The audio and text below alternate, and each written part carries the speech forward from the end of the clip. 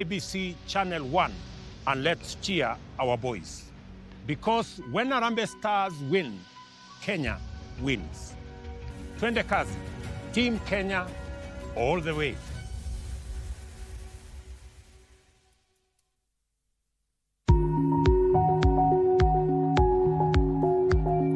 I ended up gambling it. So when my son was almost like just out of school because of lack of school fees, I remember that day I asked myself, I had that amount like 2 days ago, I could have just paid. It's a kind of a high, in quotes. It gives you a high, building those cars, what you're going to do with that money. And then once you don't get it, of which most of the times you won't get it, the same kind of high, the same way the drugs give you a high, and then you end up crashing, that's the same way it gives you. Many of them develop depression or bipolar disorder and the concurrent anxiety.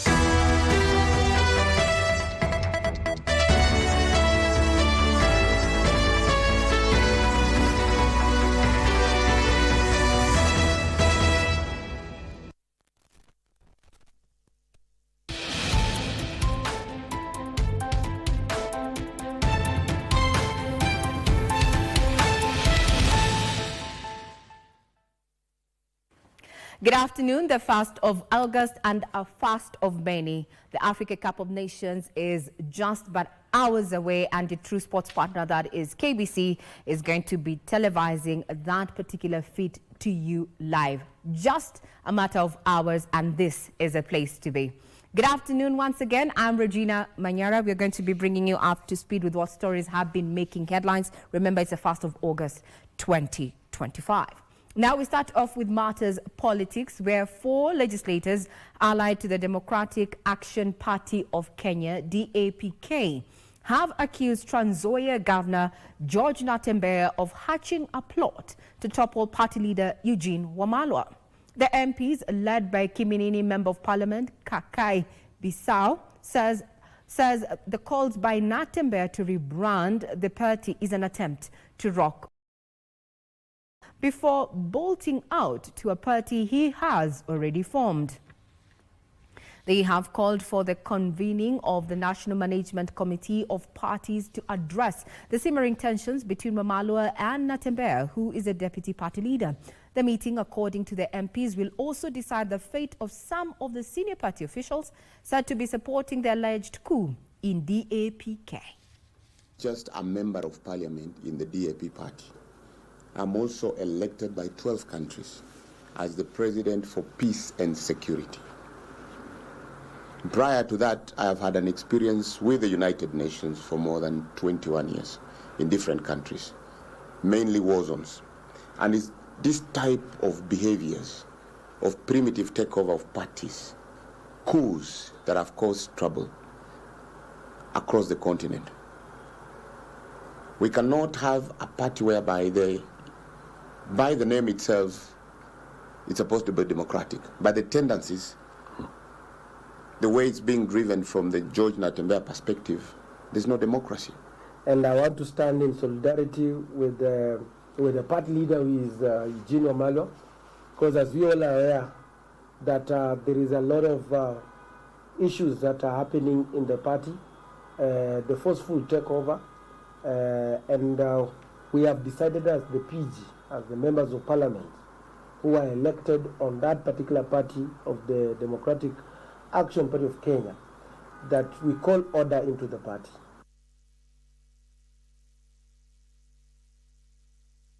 To matters health, the Kenya Clinical Officers Association has challenged counties across the country to adopt, implement and support the 2024 career guidelines to improve the welfare of its members.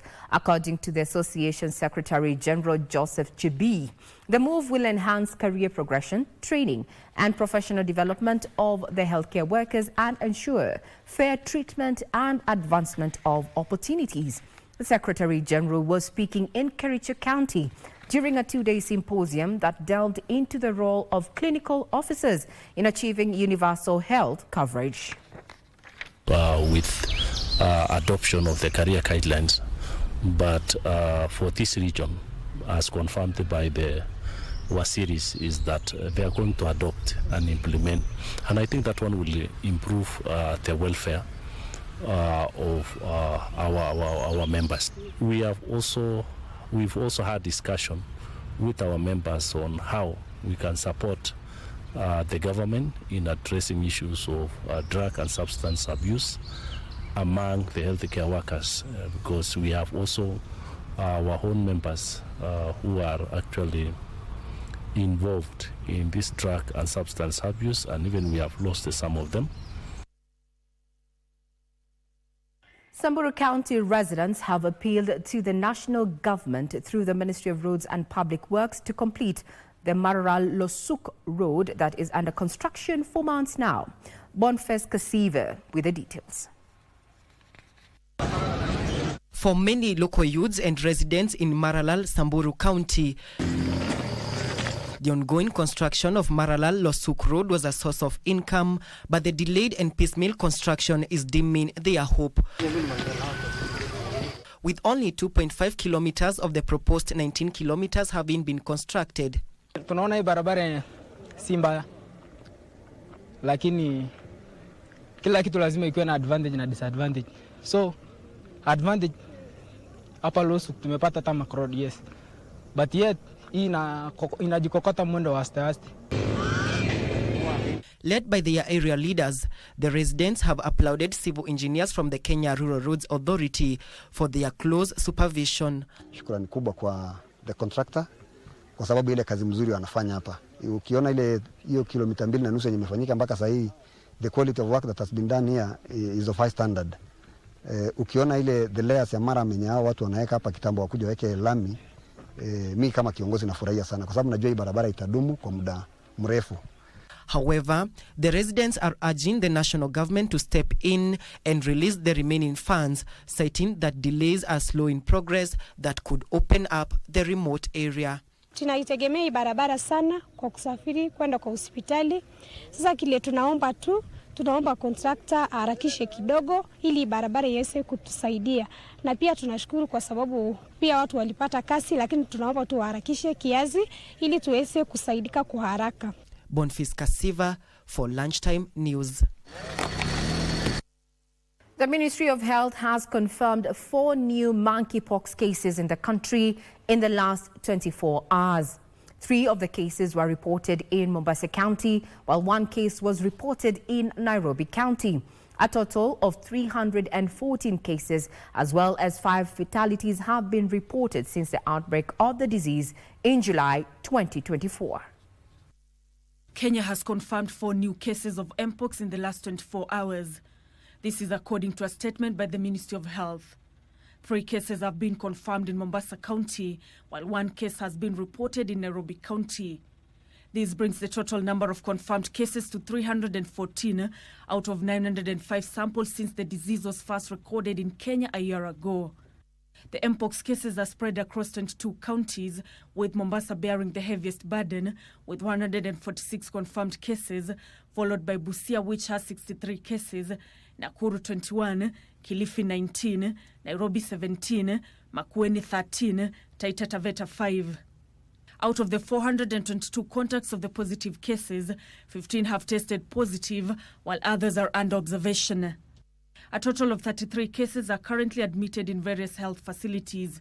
54 cases are under home-based isolation, while 222 have fully recovered.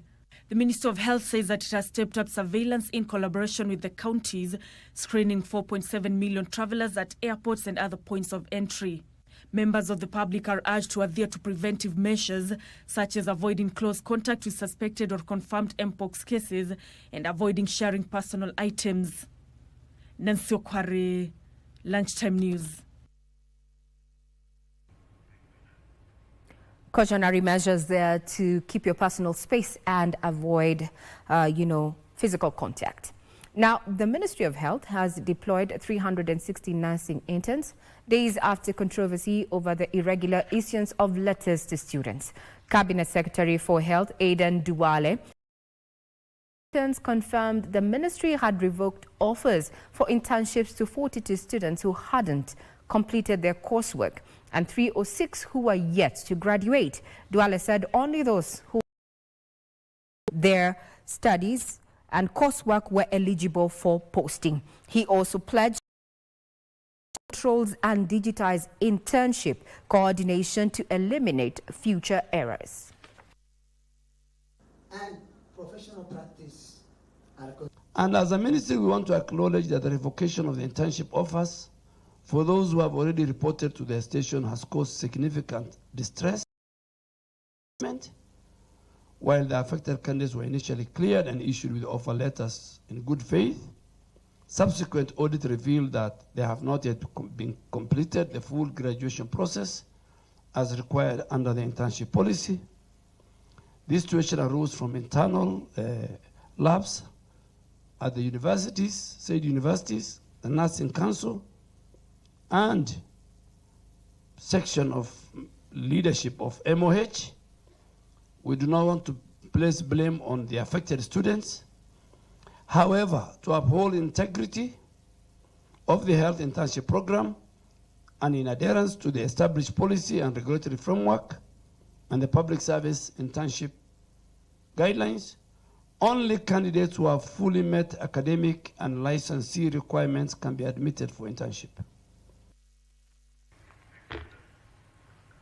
Kirinyaga County Governor Anne Waiguru has asked the national government to prioritize buying locally produced farm products, including rice, before allowing the importation of duty-free goods. Waiguru said that while it was understandable that the country does not produce enough rice to meet the national demand, it is only imperative that the priority is given to local rice farmers.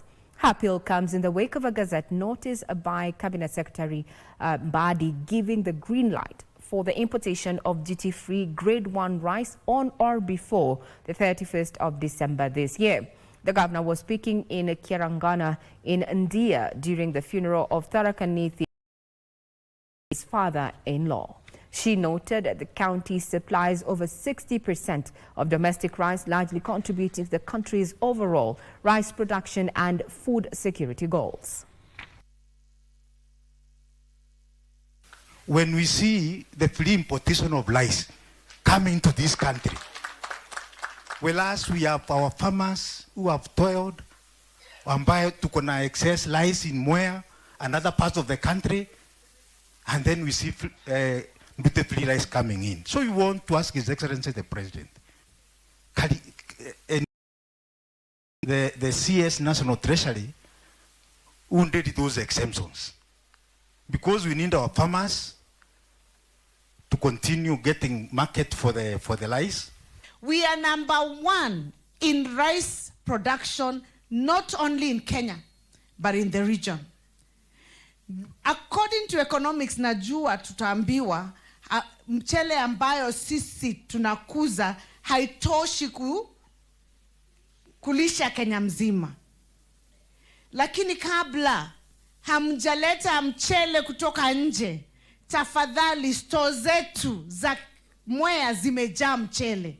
Mungechukua hiyo mchele ambayo iko kwa store, alafu ndio sasa tuende maneno ya kuongezea mchele kutoka nje, si ndio? Now, environmental crusaders are calling on African governments to push for ambitious and legally binding treaties in the upcoming 5.2 Intergovernmental Negotiating Committee, Inc. 5.2, on the Global Plastic Treaty scheduled to commence on August 5th in Geneva, Switzerland. Led by Center for Environment, Justice and Development Executive Director Gryphons Ochieng, the group says governments ought to speak as one to attain a treaty that protects human health and environment from plastic pollution across its life cycle. Opicho Chemtai with the details. In the lead-up to the 5th resumed session of the Intergovernmental Negotiating Committee on the Global Plastics Treaty that happened last year in Busan, South Korea, and now expected to commence from August 5th to 14th in Geneva, Switzerland. There are few elements, countries, that put their national interest before what is agreed African position. And that national interest which they are calling for is against what Africa has agreed universally as a position. African Environmental Civil Society Coalition have raised concerns of being blocked from participating in INC's plastic treaty decision-making body. And therefore, we civil society offer ourselves as technical resource persons. If we are not in the room, we are not able to support our delegates to make informed decisions. And this is very dynamic. Things change and there's need for information as the process continues. Speaking during a media breakfast in Nairobi, the group led by SADC Executive Director Gryphons Ochieng says that global north countries continue to sabotage the closure to a globally binding treaty that ends plastic pollution due to their own interest at the expense of the welfare of African nations. Anyone who is speaking that this treaty does not speak about plastic or health is not speaking to the African interest. Because Africa has come to realize that there is a pollution and it affects the health of its people. We are the front speakers. So the lack of voting is what is keeping us here, because what happens when two people have distinct ideas that are opposing and parallel? How do we come to a middle ground? So that is the thing, that lack, because we're still leaving that place with an option zero. The group further noting that and recycling efforts are important, it remains insufficient as long as plastic production continues to rise unchecked.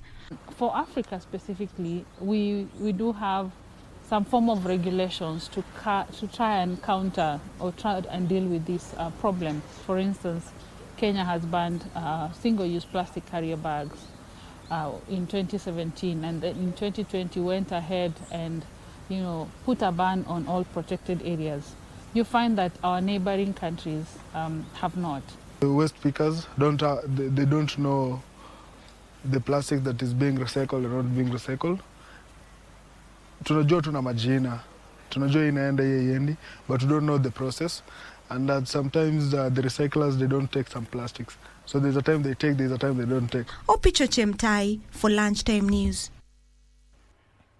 Still on matters environment and conservation, is members of the public have been called upon to embrace the spirit of collective responsibility in taking care of the environment and wildlife. Now, speaking in Isiolo during the celebrations to mark the World Rangers Day, the Kenya Wildlife Service Senior Assistant Director in charge of the Eastern Conservation Area, John Wambua, said that the state corporation now has a slogan dubbed Tunza Mali Yako, which aims at engaging everyone to own nature and therefore take part in its conservation for the sake of future generations.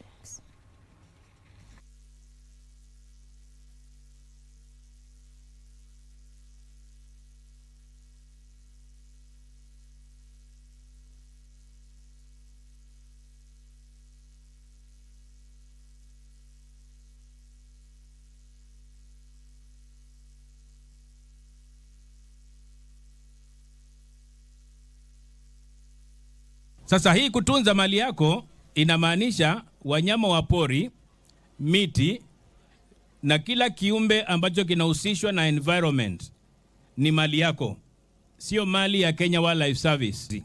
Tumeona maonyesho ya kazi ya askari ambao ni ngumu, tumeona maonyesho ya mambo ya CWS ama vile wananchi wanasumbuliwa na wanyama wa pori, na vile kazi ya askari wakati mwingine inakuwa ngumu kuweza kufukuza ndovu kwa shamba, na wakati mwingine kutokuwa na malalamishi. Lakini tunashukuru wananchi ambao wananchi wa Kenya wamevumilia wanyama wa pori. Tunashukuru washikadau ambao wameunga mkono mambo ya uhifadhi wa wanyama wa pori, na tuko hapa siku ya leo kuwasherehekea askari wetu ambao wamefanya kazi ya kujitolea.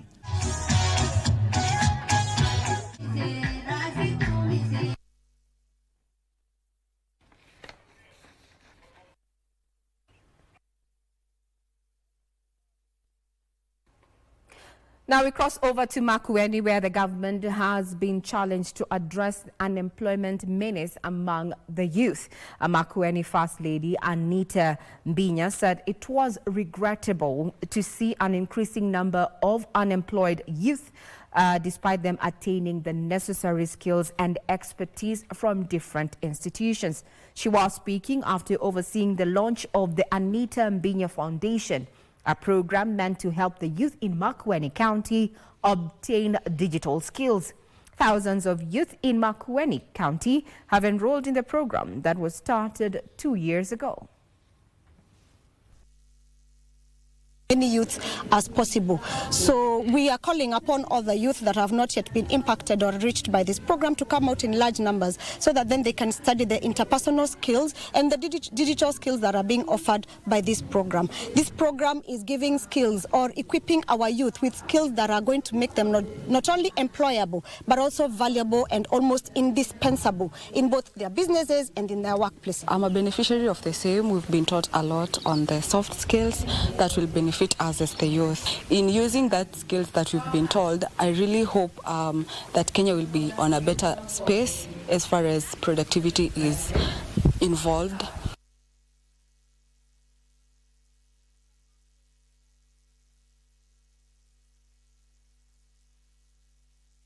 From Makueni, we head to Isiolo, where residents of Kambiaju village are decrying an increase in cases of insecurity in the region following an attack where a 37-year-old mother of 4 was reportedly shot dead while her 2 cows were shot. Now, following the attack, tension is high as the motive of the attack and the attackers reported to have left without taking anything from the homestead.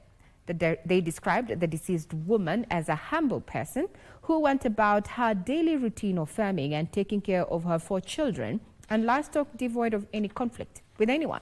The residents are now calling on the government to consider increasing the number of National Police reservists in the area to curb.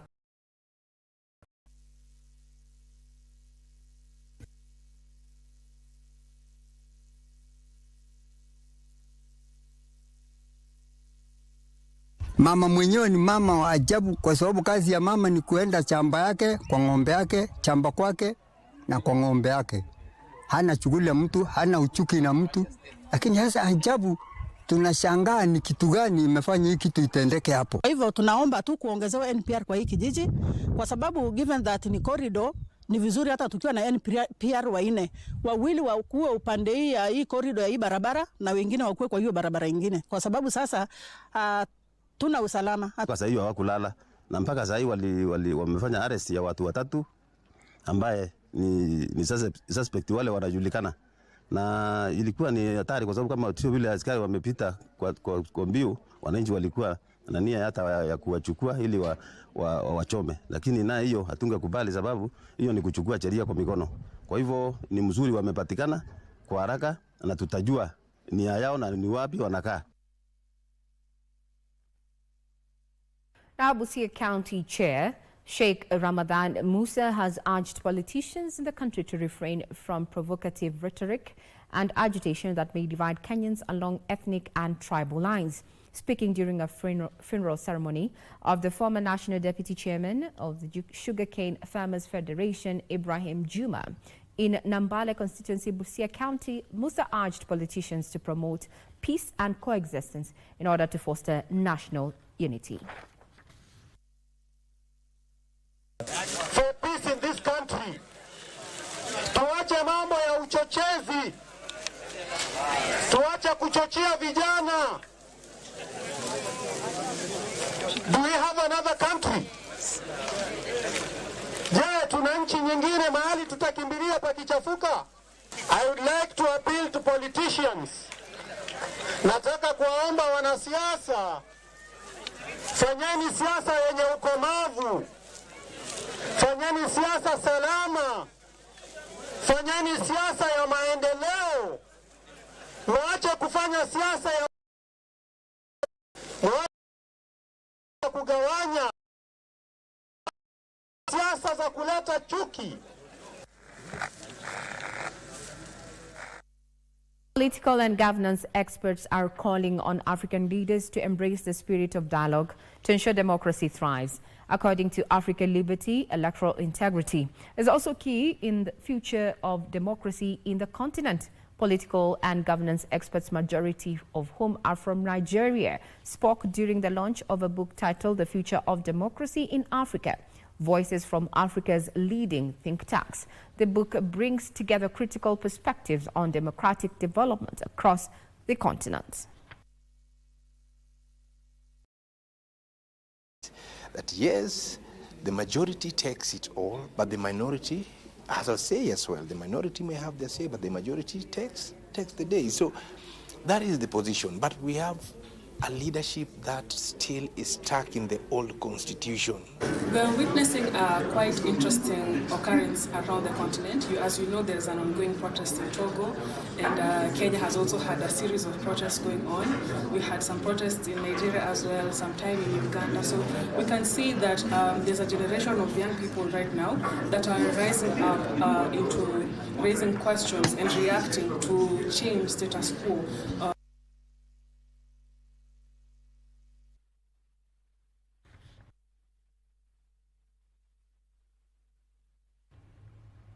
Now, a protracted land dispute over prime acre parcel of land at the border of Kiambu and Nairobi counties has reached a critical stage, with long-term occupants seeking to be declared the lawful owners. The 11 squatters are making claims amid allegations of fraud, illegal transfer and questionable auctions.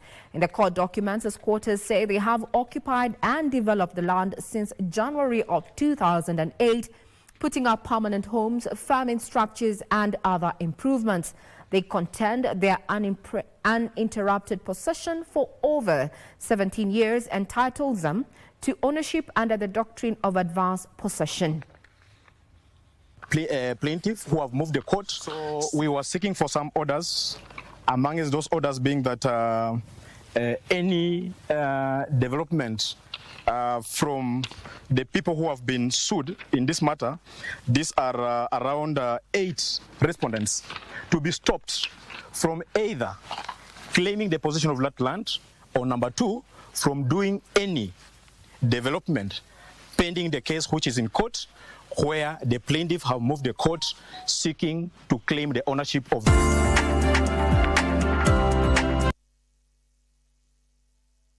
We are taking a quick breather, but when you're back, we have so much in store for you, including updates on what is happening in the business world, as well as matter sports. Remember, we're down to the wire when it comes to the Africa Cup of Nations. And guess who? Your true sports partner is going to be showcasing that showpiece around East Africa.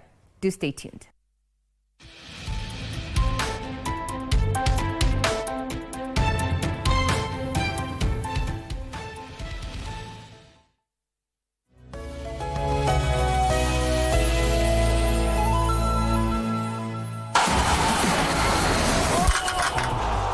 Are you ready for 10? 3rd of August, we play our first match. Against DR Congo, right here at Kasarani Stadium. We are working hard, getting ready for the battle ahead. To all our brothers, our sisters, all football lovers, and every Kenyan, we need your spirited cheers from the stands. Show up. Turn up. Be there. Don't be left out.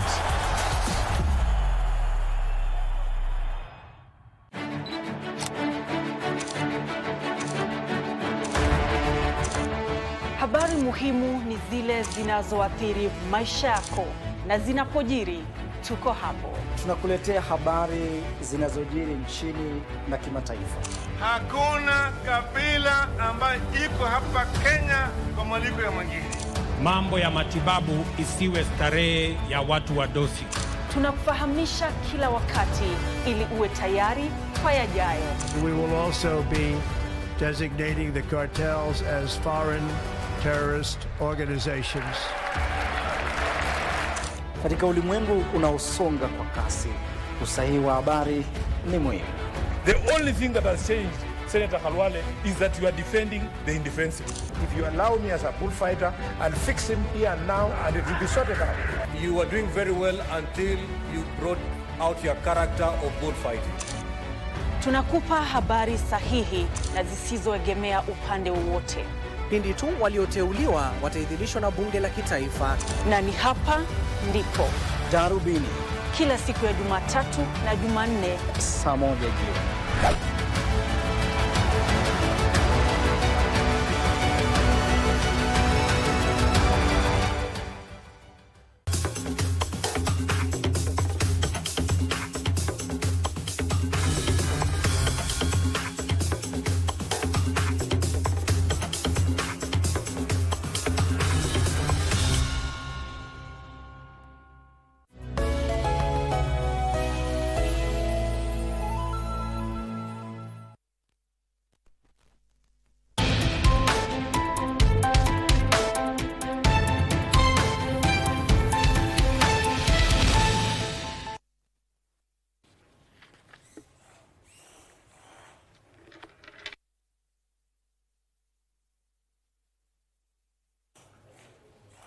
Welcome back. This is KBC Channel 1 Lunchtime News. We want to take you to State House, Nairobi, where President William Ruto and his Zimbabwe counterpart there, that is Emmerson Mnangagwa, are expected to read out the joint EAC SADC communique on the DRC. And as you can see, we are having the national anthems playing, and soon we're going to be hearing from the heads of state in regard to what the regional bloc, EAC and SADC, has to say in regard to the ongoing situation in DRC. Let's have a listen in. We're joined.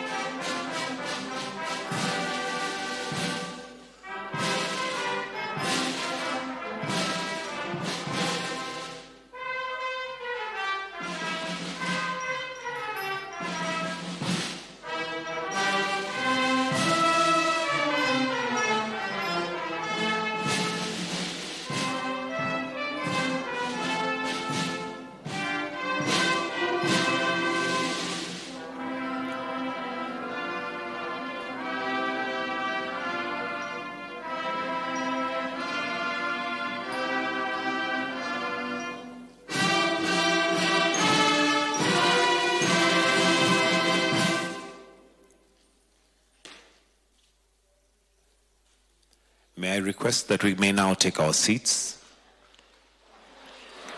Your Excellencies, with your permission, allow me to now welcome Andrea Arik, Deputy Secretary General, East Africa Community, to take over and guide the program. Welcome, sir.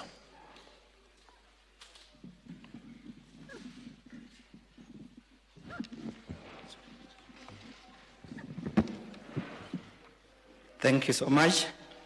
Your Excellency, Dr. William Samoei Ruto,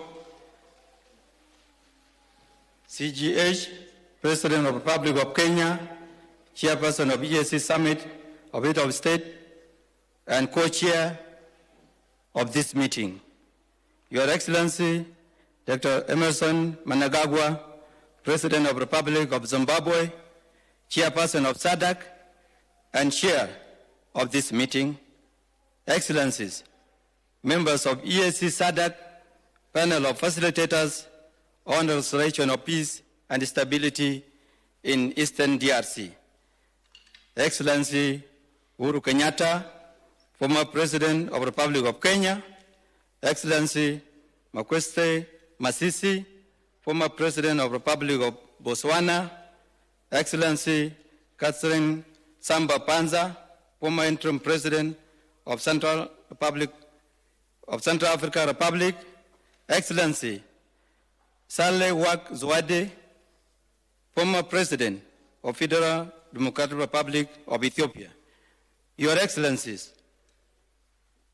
Mahmoud Ali Yusuf, Chairperson of AU Commission, Your Excellency, Dr. Musalia Mudavadi, EGH, Prime Cabinet Secretary for Foreign and Diaspora Affairs, Republic of Kenya.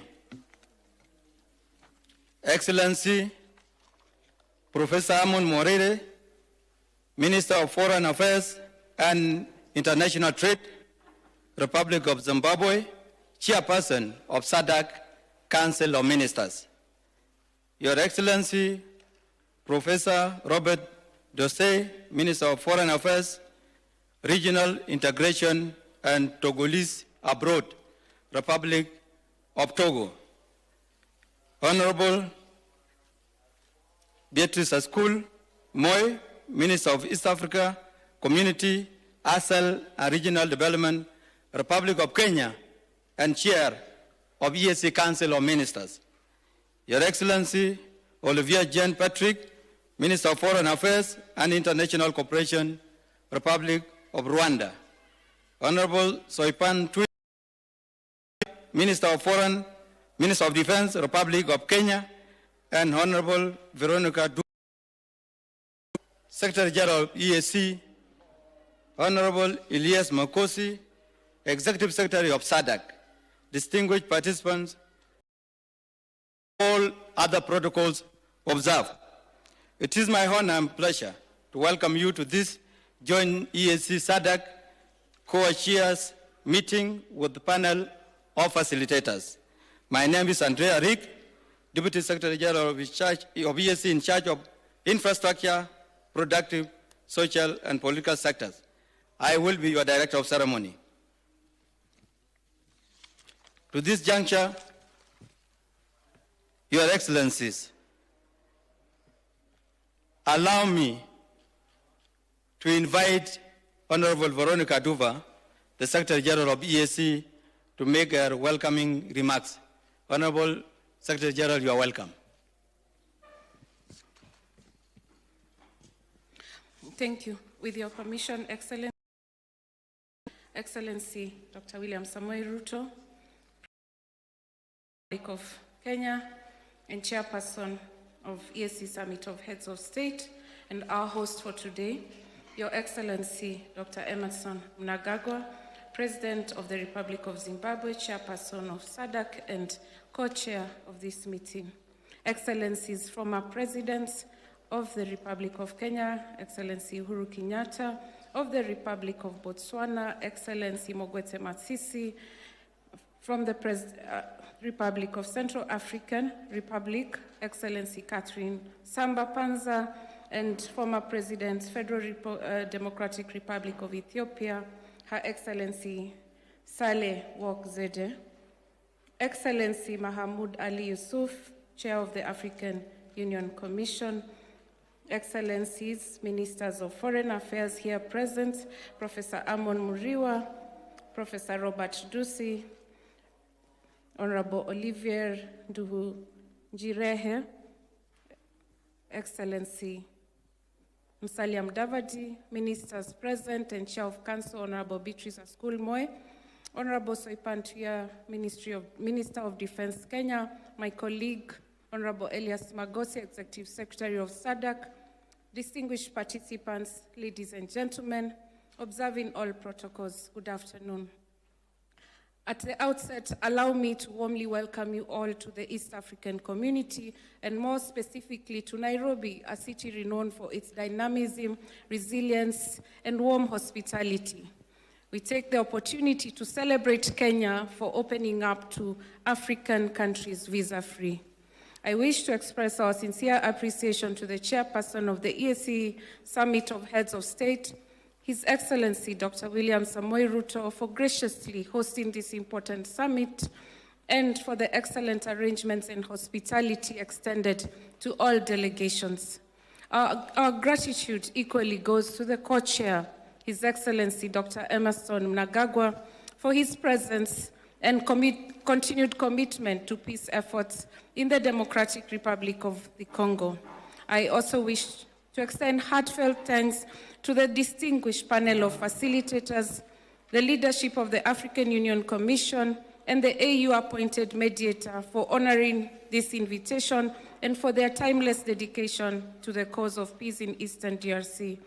Your Excellencies, as you may recall, during the second joint meeting of the EAC and SADC heads of state and government held virtually on 24th March 2025, you took a historic step by appointing a panel of facilitators for the Eastern DRC security restoration process. You also designated the co-chairs of EAC and SADC, along with the African Union Commission, to brief the panel on their mandate. In the months since, technical teams from the EAC, SADC, and AU, under the joint guidance of our institutions, have worked diligently to set of foundational documents to underpin the facilitation process. These tools are now ready and will be presented to this summit for your consideration, to this meeting for your consideration and further guidance. Excellencies, the EAC and SADC secretariats, in close partnership with the African Union Commission, stand ready to provide full technical and logistical support to the facilitation process. We look to this meeting to address key outstanding issues. Your Excellencies, we remain at your full disposal to support all aspects of this initiative, and we are confident that today will mark a critical turning point towards lasting peace in Eastern DRC and the wider region. I thank you for your kind attention, Excellencies. Thank you so much, Honorable Secretary General of EAC. Excellencies, just for the purpose of this meeting, we have skipped His Excellency Olusegun Obasanjo simply because he's not in attendance, but he's also a member of the panel of facilitators. As we proceed with our program, allow me, Your Excellencies, to invite His Excellency Mahmoud Ali Yusuf, the chairperson of African Union Commission, to deliver his statement. Your Excellency, you are welcome. Your Excellency, Dr. William Ruto, the President of the Republic of Kenya, Chair of the East African Community, Your Excellency, Mr. Emmerson Mnangagwa, President of the Republic of Zimbabwe, Chair of the Southern African Development Community, Your Excellencies, former heads of state, members of the Committee of Facilitators, Your Excellency, the Secretary General of the East African Community, Your Excellency, the Executive Secretary of the Southern African Development Community, Your Excellencies, Ministers, ladies and gentlemen. Let me, at the outset, thank Kenya and His Excellency President William Ruto for hosting this very important meeting. I also express the Commission's deep appreciation to President Ruto and President Mnangagwa for their leadership, dedication, and commitment. It is indeed a great source of satisfaction that our leaders devote time and energy to try and resolve crises on the continent. I can only praise their efforts and pay tribute to you all for this genuine engagement. Your Excellencies, Eastern DRC has been decades a theater of mayhem and suffering. Population in Eastern DRC has been submitted to endless displacement, killing, and chronic insecurity for more than 3 decades. Over the past few months, there's a glimmer of hope shaping up, and giving all of us reasons to believe that this time around, peace could be reached among all stakeholders. The African Union Commission salutes the Washington Agreement, signed between Rwanda and DRC, and the Declaration of Principles signed between M23 and the government of DRC in Doha. However, the African Union underlines the centrality of its mediation role in all the crises of our continent. Now, it is paramount to capitalize on any breakthrough or progress that can bring peace and stability to our member countries. However, There is a need for better coordination and more coherence if we are to succeed in the implementation process of those agreements. Besides, the Commission urges all stakeholders to tackle the root causes of the problem in a holistic manner. Agreements can be meaningful and can be game changers if and only if they are implemented on the ground. It takes courage and wisdom to seek compromise when tough decisions are needed, and I'm convinced that our leaders in the region can make it happen. The African Union Commission and the Peace and Security Council and the African Union mediator are fully committed to accompany the process. I would like to seize this opportunity to express the African Union Commission appreciation for our leaders in this region for their tireless efforts for the sake of peace in Eastern DRC. I also welcome our former presidents, members of the Committee of Facilitators, whose wisdom and experience will be of great help during the next stages of the peace process in Eastern DRC. Excellences, Mesdames et Messieurs, la paix à l'est de la République démocratique du Congo semble aujourd'hui plus que jamais à portée de main. Les derniers accords signés nous remplissent d'espoir, mais en même temps, nous restons prudemment optimistes. Et nous savons que le chemin vers la stabilisation définitive de cette région est encore long. Il faudra surtout appuyer économiquement cette région afin de lui permettre de tirer avantage des dividendes d'une paix tant espérée. Faciliter le retour des réfugiés et des personnes déplacées. Restaurer définitivement l'autorité des pouvoirs publics congolais dans toutes les régions de l'Est du Congo. Excellences, Mesdames et Messieurs, je conclurai mon allocution en souhaitant plein succès aux travaux de cette importante réunion, tout en réaffirmant l'engagement et la disponibilité de la Commission de l'Union africaine à œuvrer au succès du processus de pacification de l'Est de la République démocratique du Congo. Je vous remercie.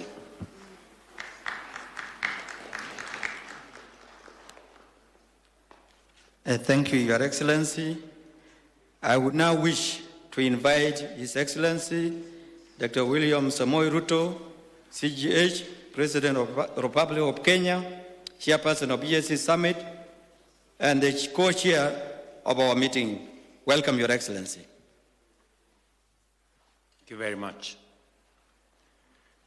Your Excellency, Dr. Emmerson Mnangagwa, President of the Republic of Zimbabwe and Chairperson of SADC and co-chair of this meeting.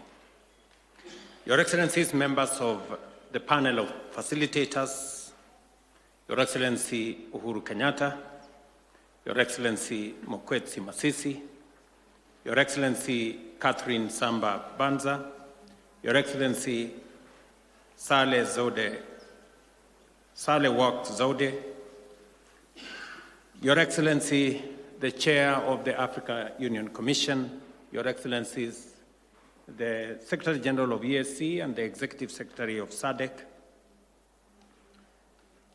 Your Excellencies, ladies and gentlemen, I wish to take this opportunity to welcome you all to Nairobi and to Kenya, which is now a visa-free country for all Africans, and to this important meeting jointly convened by His Excellency President Emmerson Mnangagwa and myself in our respective capacities as chairs of SADC and EAC. Let me also take this opportunity to once again sincerely appreciate Your Excellencies, the panel of facilitators, for making time out of your very busy schedule to attend this joint meeting, and more importantly, for accepting the responsibility of facilitator of the joint EAC-SADC process on Eastern DRC. Your profound wisdom, experience, and vast knowledge in peace building, diplomacy, and leadership is vital in navigating the complex conflict that have afflicted Eastern DRC for decades and contributing to silencing the guns in our region. Excellencies, the purpose of this joint EAC-SADC meeting is to brief the panel of facilitators on their mandate of facilitating inclusive dialogue among the various actors in Eastern DRC with a view to addressing, among other things, the root causes and to restore sustainable peace and stability in Congo. This was born out of the realization by the EAC and SADC leaders that recent escalation in violence in parts of Eastern DRC, including North and South Kivu, have inflicted immense suffering, mass displacement, and triggered concerns about the stability of our region. It was further informed by the recognition that a political solution was the only viable path to resolving the conflict in Eastern DRC. To this end, we called for the urgent merger of the Nairobi and Luanda peace processes into a single, coherent, and harmonized EAC SADC peace process to serve as a comprehensive Africa-led political process to address the underlying issues fueling the conflict. This was subsequent also to the decision of the summit of the Africa Union to merge the Luanda process, which was largely under the AU, and the EAC SADC process into one coherent process that would help us resolve the matters in Eastern DRC. We will be considering proposals on a framework for the merger of these processes, the terms of reference for the facilitators, and the process design for inclusive mediation process in Eastern DRC from our technical teams drawn from EAC, SADC, and AU based on our earlier directives. These documents will guide us on the way forward with respect to formally launching the interventions by our panel of facilitators. We are encouraged by the emerging extra-regional diplomatic momentum and the key milestones registered through the Washington and the Doha initiatives that have resulted in structured commitments by the primary parties to the conflict in Eastern DRC.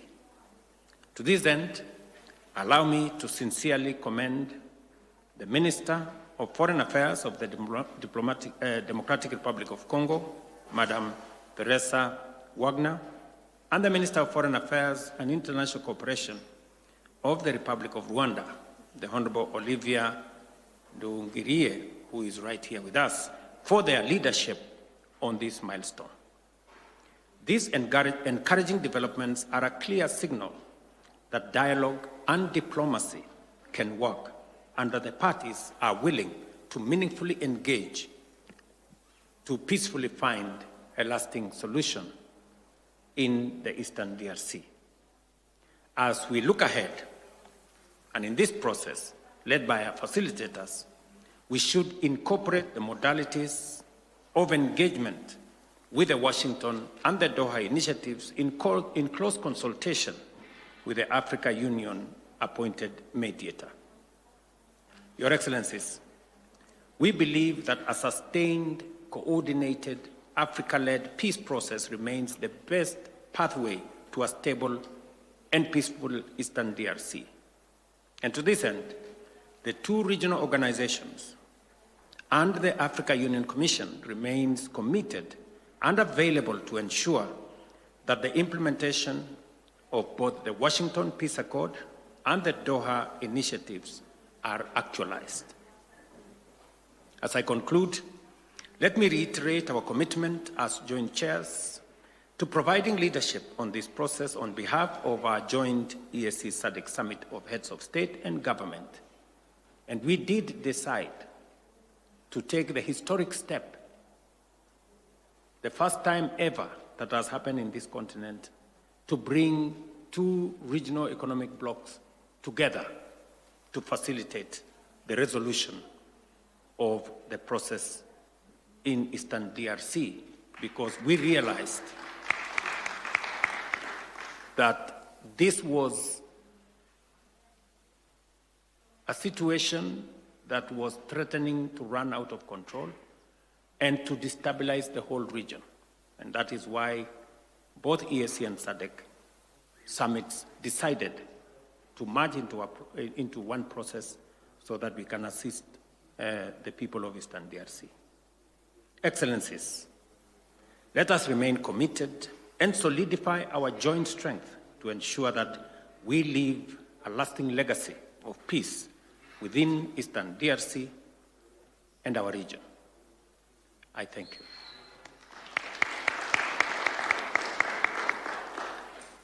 Thank you very much, Your Excellency. May I take this opportunity to invite His Excellency Dr. Emerson Mnangagwa, President of the Republic of Zimbabwe, Chairperson of SADC, and Chair and Co-Chair of this meeting. Your Excellency, most welcome.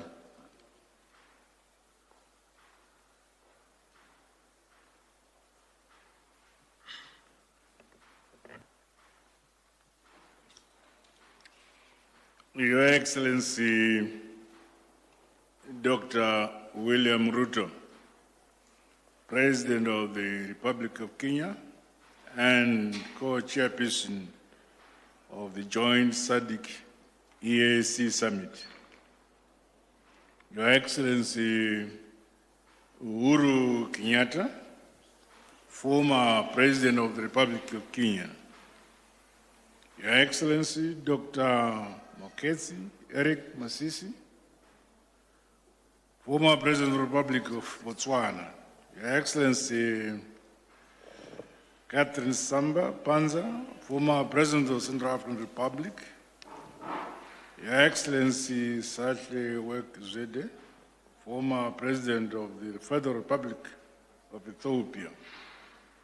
The Honorable Professor Honorable Murira, Minister of Foreign Affairs, International Trade of the Republic of Zimbabwe, and Chair of the SADC Council of Ministers. Your Excellency Elias Magosi, Executive Secretary of the Southern Africa Development Community. Your Excellency V. Dua, Secretary General of the East African Community. Ladies and gentlemen, comrades and friends, I have the honor to welcome you all to this very important meeting. We convene today in fulfillment of the mandate bestowed upon us, we the co-chairs, by the joint EAC and SADC Summit that was held in Dar es Salaam, the United Republic of Tanzania.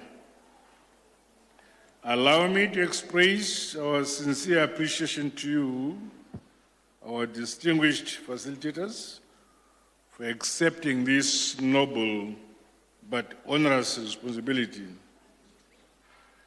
As fellow African leaders, we are familiar with the complexities of the situation in eastern regions of our sister country of the Democratic Republic of Congo.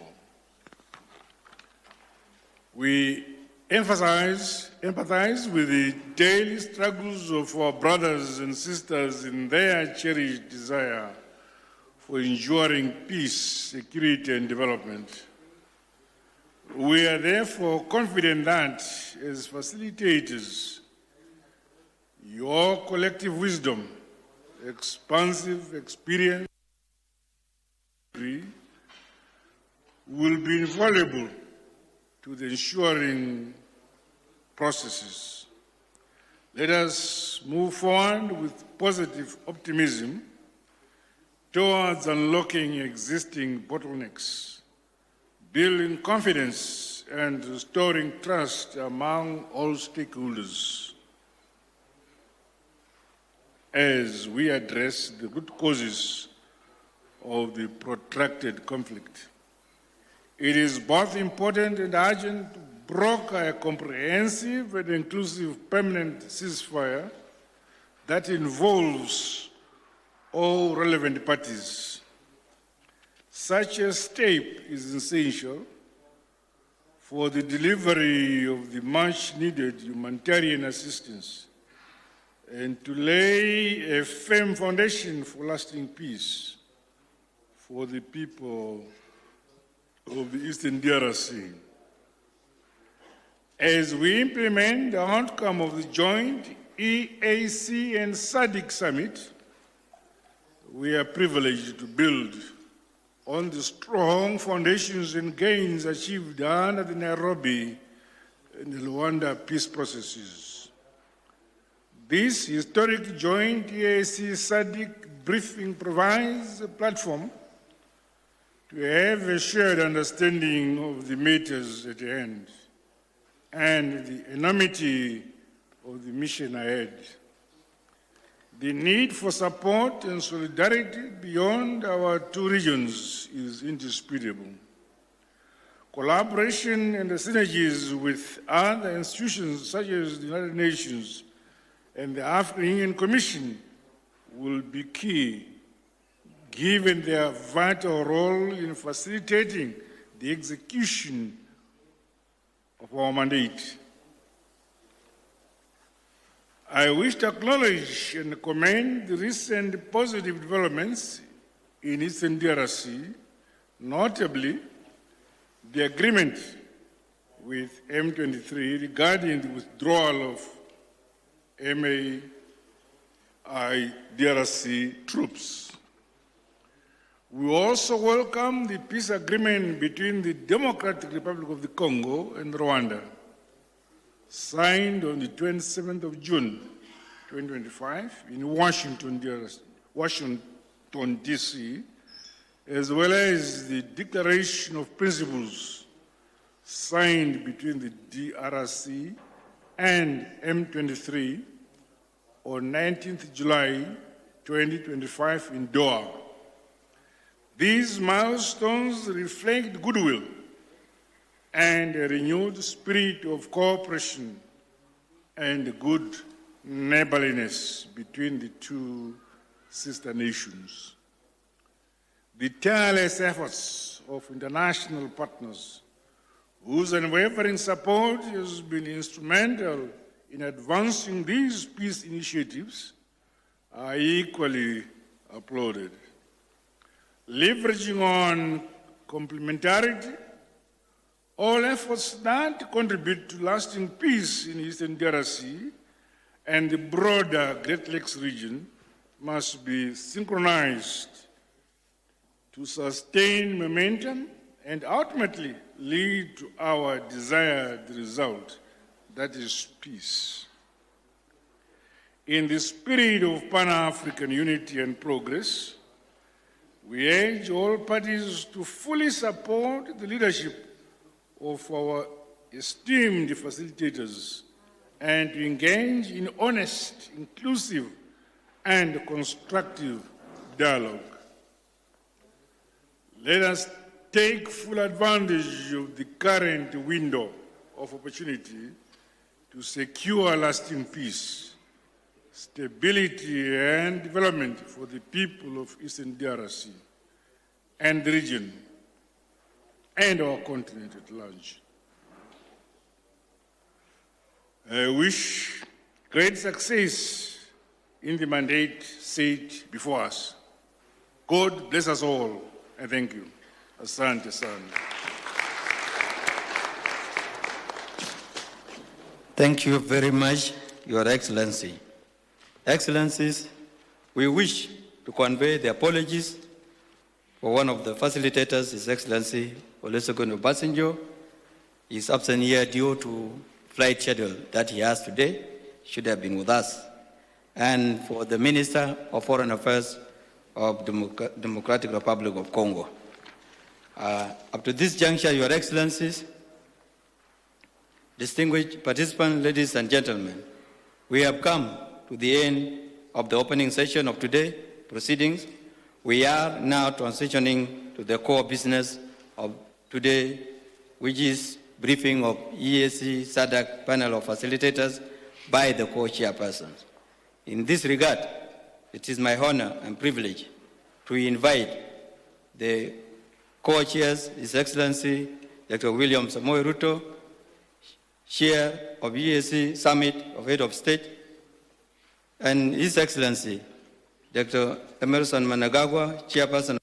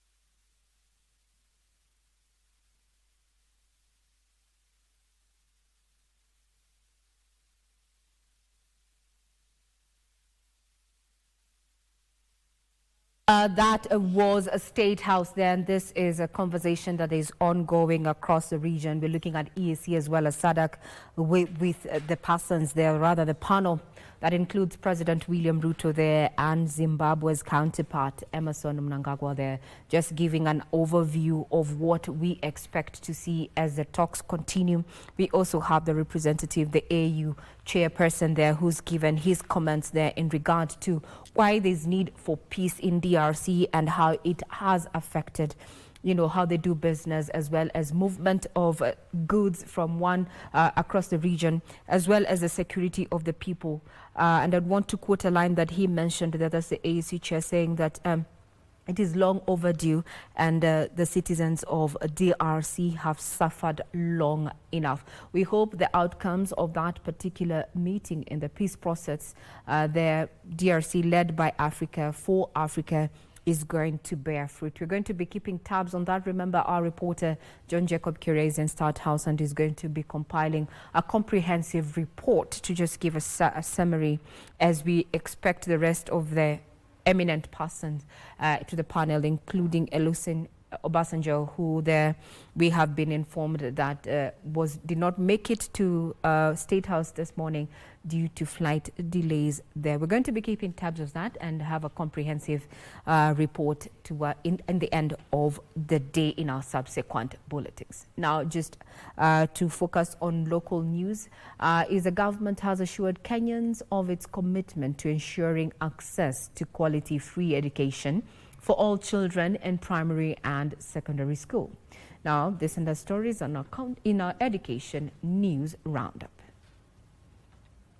Principal Secretary for Basic Education, Professor Julius Bitok, revealed that the government has allocated 702 billion shillings to the education sector, which is highest in the Kenyan history. Speaking at Otom Boys Secondary School in West Pokot during the unveiling of a 5-year roadmap aimed at academic excellence, infrastructure expansion, and student welfare programs, Professor Bitok said free primary and secondary education is still a standing policy and that the government has not changed it. Serikali imeweka pesa chungu nzima kwa mambo ya elimu. In the history of this country, for the first time, the government has put 702 billion shillings in education sector. The record in the history of this country. Kwa sababu tunaamini kwamba competency-based education is a heavy investment system of education, and the government is investing heavily in matters education. So nataka kusema hivi watu wa West Pokot, nataka kuwahimiza sisi wote tuhakikishe kwamba watoto wetu wameenda shule. Students who did not qualify for university admission have been urged to enroll in Technical and Vocational Education and Training TVET institution to acquire practical skills. Speaking during a meeting for learners and parents at Ahmed Sahame Mwendani Technical Vocational College in Mombasa, Changamwe Member of Parliament Omar Mwinyi underscored the importance of TVET education amid a shortage of white-collar jobs. Huu ni mfululizo wa programs kama hizi ambazo tunataka kuwapatia ufahamu wanafunzi wetu wasitatizike, na pia vile vile waweze kuwa na namna ya kufaidika katika mambo ya scholarships, mambo ya help, pamoja na mambo ya kuwa place katika yale masomo ambao wanataka kufanya. And in Kisii County, the Nyamache Sub-County Director of Education, Jackton Gangre, has underscored the role of stakeholders in supporting the competence-based curriculum. Speaking during a Talent Camp Prize Day, Gangre further stressed the urgent need for the stakeholders to visit schools to assess, understand, and suggesting the learning environment required for the children. Opportunity for us to come as parents and stakeholders together to share with our teachers, see the environment that we have provided for your learners in a learning institution. And Kuria East Member of Parliament Kitayama Maisori has called on his fellow lawmakers, particularly those in the Education Committee, to prioritize investing more funds into the education sector. Ambapo tuna uwezo sasa hivi wa kutambua matatizo, tukayarekebisha, tukaongeza, kwa sababu bunge ndio kisheria, sisi ndio tunayefanya budget making. Sisi ndio tunahitaji kupeana pesa ya kutosha. Kwa hivyo mimi nikitoka hapa Tarage na wahakikishia tukifika Nairobi bungeni, swala ambalo litakuja kwa ajili ya kuongeza capitation na kuongeza pesa kwa Ministry ya Education, hiyo tutasupport 100%. Aaron Marie, Lunchtime News. Insurance penetration in the country is still below at 10%. An initiative signed in Nairobi between Little Cab, MyShapo Insurance and Badview Insurance to roll out Mfanisi Go, a tailor-made health insurance plan for digital taxi drivers, is expected to provide affordable, accessible and comprehensive health coverage starting at just 82 shillings per day or 493 shillings weekly, and is expected to benefit over 150,000 little cab drivers and their families, providing a safety net in a sector where insurance access has remained low due to high costs and limited options. Our terms are very clear from the word go, and as I said, very simple. So people can actually go online, or for in the case of Little Cab, go on the app and actually see all the terms of our cover. So what I foresee are cases where there are hitches in service. So we have a 24-hour contact center line where if a customer has an issue, he can call us, talk to our people, and we will resolve the issue in our charter within 30 minutes. Or even less. So the aim is to change the game and the conversation of the narrative that the fact that insurance is rarely accessible to drivers or to the population, whereby we are starting with something different, that as little as 82 shillings and as little as almost 400 bob, a driver can be able to access insurance at the comfort of their homes and have peace while driving from one point to another. Number two, we want to deliver a product. Now, Special Service Unit officers accused of murdering 2 Indian nationals and a Kenyan taxi driver will remain in police custody for the next 1 month pending the hearing of their bail application. This after spending over 2 years in remand. This comes as the Defense Counsel objected to plans by the prosecution to amend the affidavit, arguing that this will derail the bail application process. The lead counsel, Clinton Mwale and Steve Ogola, told the court that the criminal case in Kahawa Law Court before Senior Principal Magistrate Gideon Kiage allowed the suspects be released on board bail terms, but the ODPP has been filing appeals in the High Court, delaying their release. Consolidate charges that have been terminated by the High Court of concurrent jurisdiction to yours. We cannot even hear and argue that application.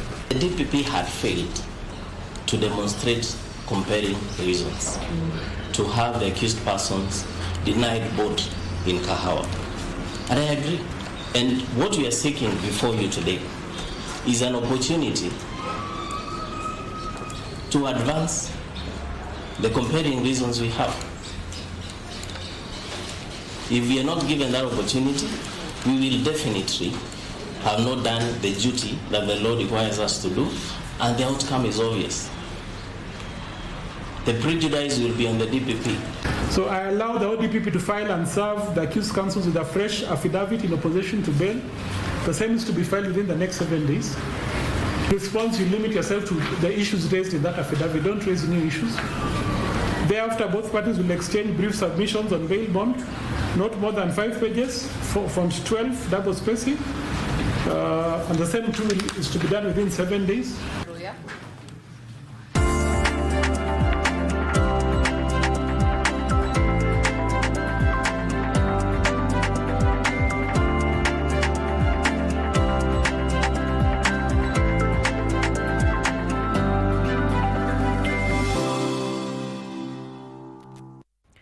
matters business, institutions should prioritize timely, transparent and sustainability-aligned reporting to strengthen investor confidence and unlock long-term growth. This was the rallying call by regulators during the launch of the Financial Reporting Award 2025, which seeks to foster compliance to international financial reporting standards and accountability across sectors. And governance factors becoming increasingly central to investor decision-making globally, regulators in Kenya say the time is ripe for institutions to fully embrace ESG integration in their reporting frameworks. One of the key things they always look to is the depth and the detail that is contained in the financial reports and also some of the other investor briefing reports that are pushed out by our listed companies. Find that being a new standard, we need to build capacity on the same. And we have taken it upon ourselves having sensation whereby we're able to build capacity among the preparers of financial reports so that they're able to prepare based on what is required. So if you are sure your money is properly accounted for, then we don't have a reason, and that's why we have the National Retirement Benefits Policy, also called upon SMEs and also individuals who are not members of pension schemes to be able to start contributing to their savings. Despite growing awareness of ESG principles, challenges such as lack of reliable data persist, with regulators noting that many organizations are missing on the opportunity to showcase governance strength and social impact. That we have now taken it up from a sector-specific perspective, where we have those in the agricultural sector, those in the financial sector, especially the banking industry, the insurance. We have been carrying out capacity building initiatives. Working very closely to ensure the templates they spoke about, they are simplified, and of course the processes, the mechanisms which are required are being built so that we have data which is available to allow what is supposed to be reported through the standards. The Financial Reporting Award, now in its 24th edition, recognizes institutions that demonstrate excellence in financial and sustainability reporting.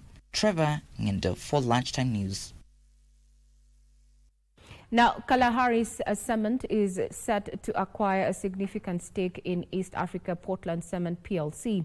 This comes after Kalahari Cement Limited issued a statement stating that the share purchase agreement will see the company acquire a total of 26.3 million ordinary shares with an agreed purchase price of 27 shillings and 30 cents per share, payable in US dollars per share purchase agreement. Yet last year, Tanzania-based Amsos Group made a successful proposal to acquire 96.54% stake in Bamburi Cement. As today, another deal is in the offering after Kenyan firm Kalahari Cement has made a formal proposal to acquire a 29.2% stake in East African Portland Cement, which will make it the largest single shareholder if the deal is successful. Other large shareholders in East African Portland Cement are the National Social Security Fund with a 27% stake and the National Treasury that holds 25.3%. Kalahari Cement says the acquisition is long-term strategic investment aimed at helping East African Portland Cement regain its market strength. The transaction remains subject to regulatory approvals, including green lights from the Competition Authority of Kenya and the Capital Markets Authority. If the deal is successful as proposed, Kalahari Cement will pay 718.67 million shillings for the 29.2% stake in East African Portland Cement. Sylvia Gatti reporting for Lunchtime News. Parliament has ordered a special audit of the National Oil Corporation of Kenya, terming the state agency technically insolvent. The National Assembly's Public Investment Committee on Commercial Affairs and Energy is concerned about National Oil Corporation of Kenya's ballooning debt, questionable financial practices and controversial partnerships. The committee chairperson, Pokot South Member of Parliament, David Kosin, cited the lack of transparency and poor governance as key issues of concern. Faces myriad of challenges, from financial mismanagement, debt accumulation, and loss of market share. Honorable members, the corporation owes its creditors a combined liability of 7.4 billion. with KCB currently owing Corporation 3.4 billion and Stanbic 2.9 billion Kenya shillings. The corporation is unable to meet its recurrent costs, pay salaries, and maintain its stations. This points out to material uncertainty regarding the corporation's ability to continue as a going concern. The committee is cognizant that the corporation is technically insolvent and it is high risk of defaulting to any further loans. The committee is equally concerned whether onboarding of the non-equity strategic partner, Rubis, is only the viable solution to salvage corporations, or there might be more other ways of salvaging.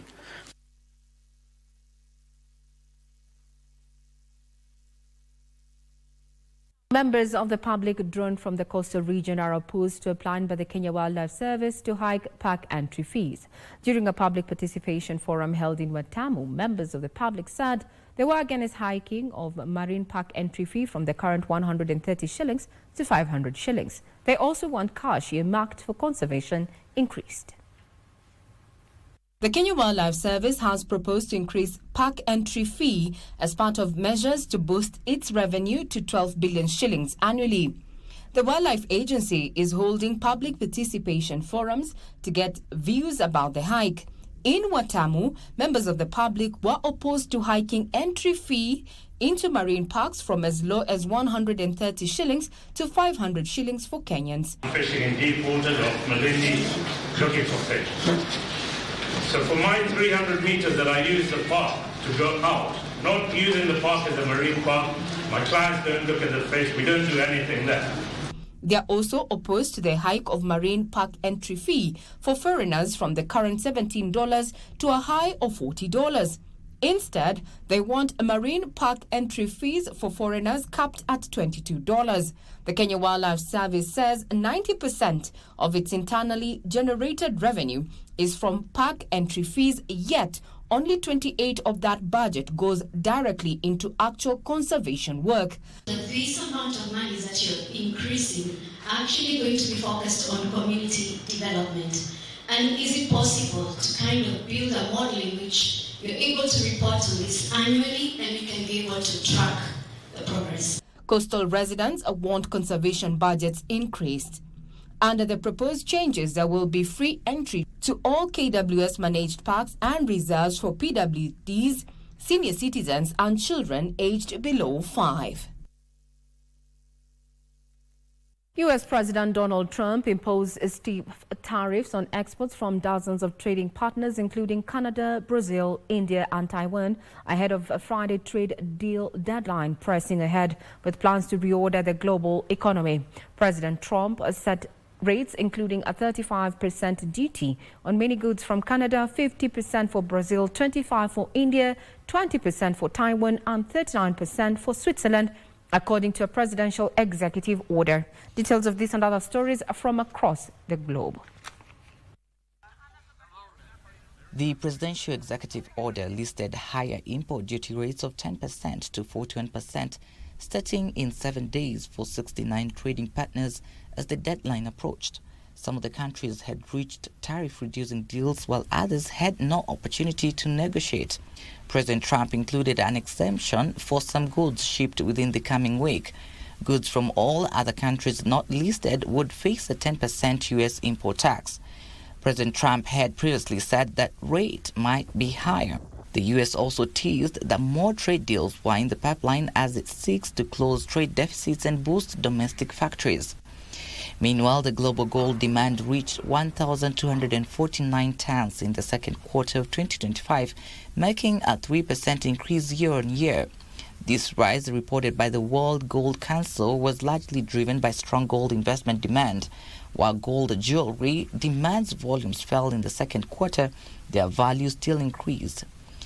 Finally, Heathrow Airport has revealed details of its plan to expand and modernize the airport at a cost of £49 billion. Heathrow Airport CEO Thomas Waldby said expansion was urgent as the airport was currently working at capacity to the detriment of trade and connectivity. The work will be funded by private finance. The UK government has backed plans for a third runway, with Chancellor Rachel Reeves saying it would make Britain the world's best connected place to do business. However, the plans face opposition from environmental groups, politicians and locals. London's mayor said it would have a severe impact on noise, air pollution and meeting our climate change targets.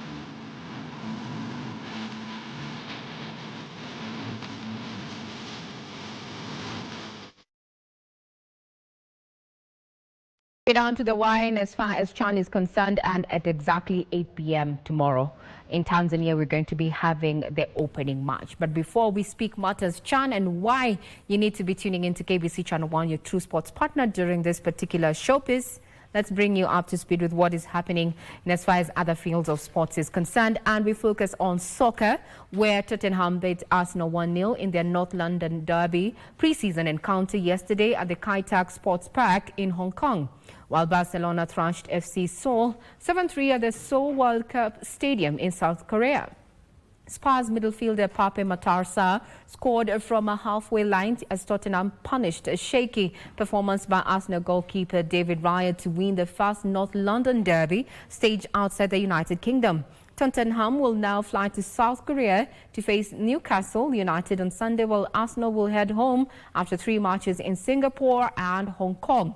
In another match, Lamine Yamal scored twice before the break, and Robert Lewandowski opened his pre-season account as Barcelona withstood a first-half comeback for a second victory of the Asian Tour. Barcelona will continue with their pre-season preparations while they play against Daegu on Monday.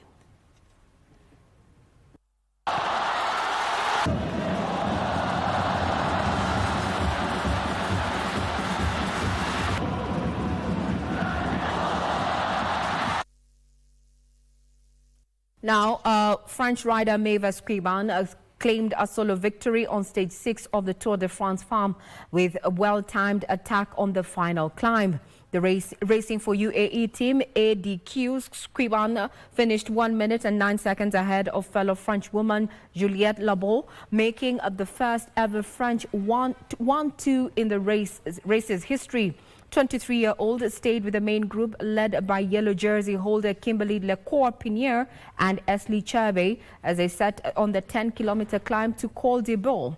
Scriban made her move on the Col de Beau Chansat, quickly opening a gap over a minute and maintaining it to the finish of the 123.7-kilometer stage from Clermont-Ferrand to Ambert. Now, Lecour, winner of the stage 5, came in third and kept her overall race lead. The tour continues today with a hilly 159.7-kilometer stage from Brock-en-Baxen to Chambéry. Hugs all round.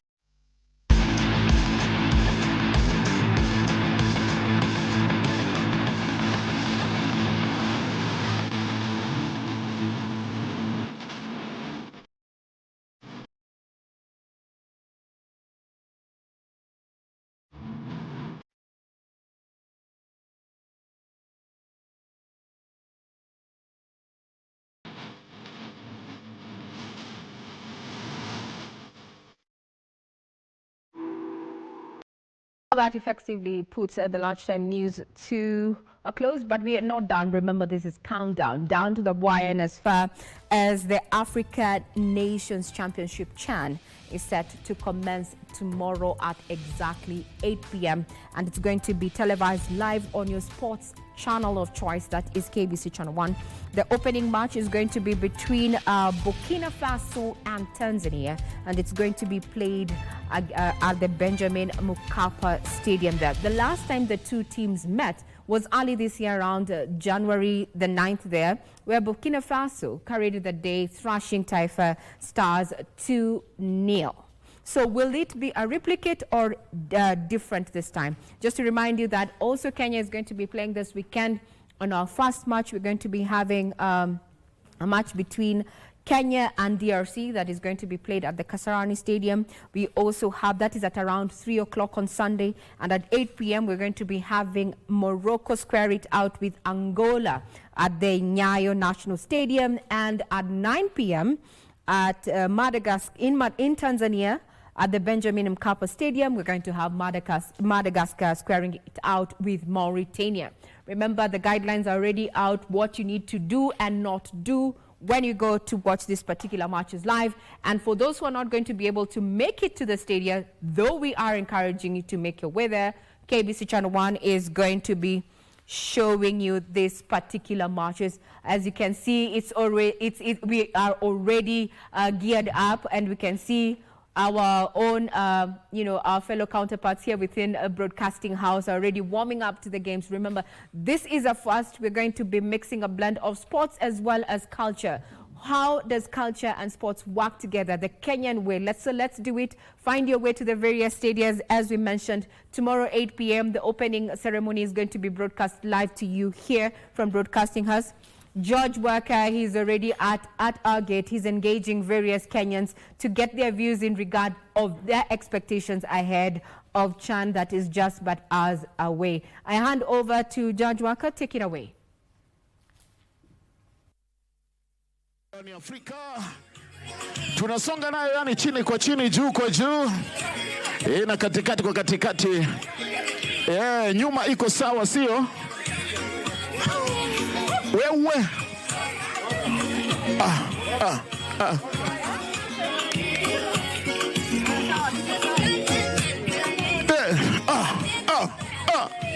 tunaenda naye wewe. Hizo ni shamra, ishara ya kwamba bwana CHAN iko ndani ya KBC. Sawa sawa. Ukiona tunazidi kushikisha.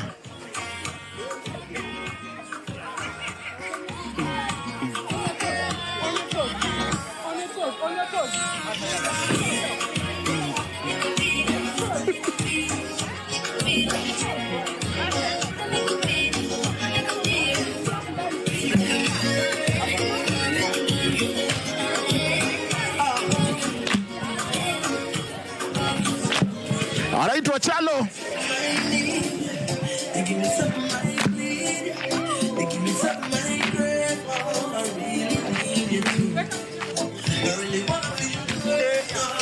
Vinyo.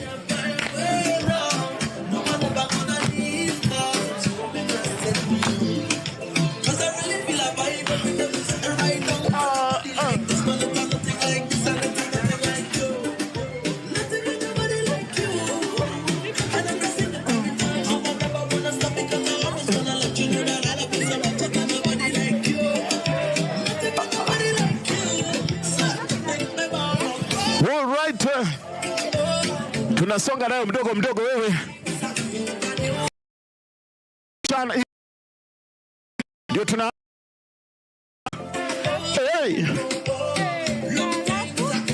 zawadi ni chungu tele. Wewe unasongea karibu tu.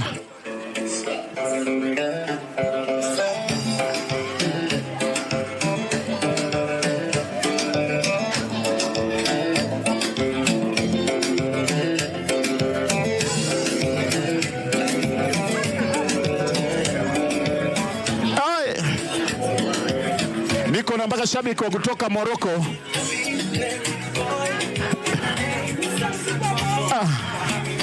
Niletea shabiki wa Morocco huyo. Ati.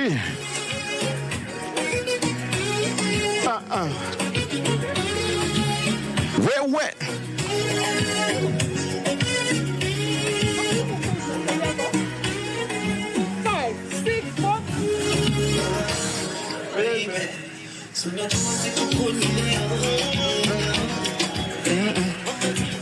Achatelo.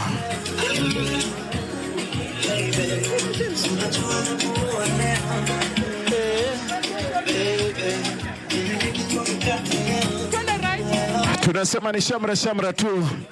za kukaribisha chana ikiwa iko ndani ya KBC. Tunakuambia kwamba ni kuanzia hapo kesho live mtu wangu, kuanzia saa 2 usiku Tanzania wakishuka uwanjani. Na kufahamisha kwamba siku ya Jumapili Kenya nao wanafanya makubwa, au sio? Yes I do. Ati nini? Yes I do.